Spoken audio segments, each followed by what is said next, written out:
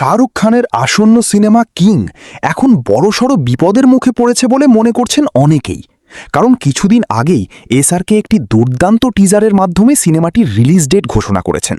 সেখানে শাহরুখের নতুন লুক দেখে সত্যিই গায়ে কাঁটা দেয়। এই সিনেমায় শাহরুখ খানকে আগের চেয়ে অনেক বেশি ব্লাডি, ব্রুটাল ও ভয়ঙ্কর অবতারে দেখা যাবে। সবকিছু দেখে মনে হচ্ছে কিং হতে যাচ্ছে এক তীব্র অ্যাকশন ও এপিক রিভেঞ্জ থ্রিলার। আর এই সিনেমার লক্ষ্য শুধু 1000 কোটি নয়, বরং 2000 কোটির বিশাল রেকর্ড গড়া। তবে টিজারের কিছু দৃশ্য দেখে অনেকেরই মনে হয়েছে সেখানে সিদ্ধার্থ আনন্দের স্টাইল একটু বেশি ওভার ও কৃত্রিম লেগেছে। কিন্তু এর থেকেও বেশি অবাক করেছে সিনেমার রিলিজ ডেট। কারণ কিং মুক্তি পাবে 2026 সালের 24 ডিসেম্বর।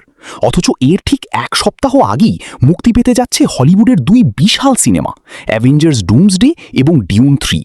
বিশেষ করে অ্যাভেঞ্জার্স ডুমসডে নিয়ে পুরো বিশ্বের দর্শকদের মধ্যে যে পরিমাণ উত্তেজনা রয়েছে, তাতে অনেকে মনে করছেন এই সময় কিং রিলিজ করা বড় ঝুঁকি হতে পারে। এখন দেখার বিষয়, শাহরুখ খানের কিং সত্যিই বক্স অফিস কাঁপাতে পারে নাকি বড় হলিউড সিনেমার চাপে পড়ে সমস্যায় পড়বে।